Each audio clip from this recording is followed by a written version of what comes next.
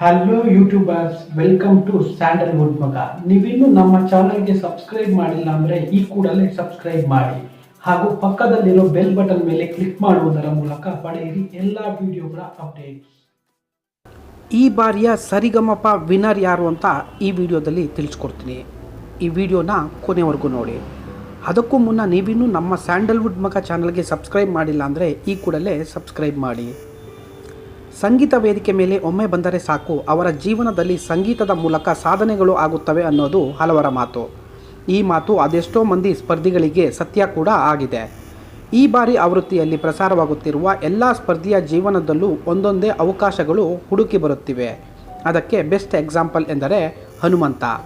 ಹನುಮಂತನನ್ನು TRPಗಾಗಿ ಕನ್ನಡದ ಖಾಸಗಿ ಚಾನಲ್ ಬಳಸಿಕೊಳ್ಳುತ್ತಿದೆ ಎಂಬ ಮಾತು ಎಲ್ಲ ಕಡೆ ಸಾಮಾಜಿಕ ಜಾಲತಾಣಗಳಲ್ಲಿ ಹರಿದಾಡುತ್ತಿತ್ತು. ಕರ್ನಾಟಕದಲ್ಲೆಲ್ಲ ಮಾತಾಗಿರುವ ಒಂದೇ ಒಂದು ಟ್ರೆಂಡಿಂಗ್ ಸುದ್ದಿ ಏನೆಂದರೆ ಸರಿಗಮಪ ವಿನ್ನರ್ ಯಾರು ಎಂದು. ಹೌದು, ಅದಕ್ಕೆ ಈಗ ತೆರೆ ಬಿದ್ದಿದೆ. ಸಾಮಾಜಿಕ ಜಾಲತಾಣಗಳಲ್ಲಿ 100ಕ್ಕೆ 80ರಷ್ಟು ಜನ ಹನುಮಂತ ಎಂದು ಕಮೆಂಟ್ ಮಾಡುತ್ತಿದ್ದಾರೆ.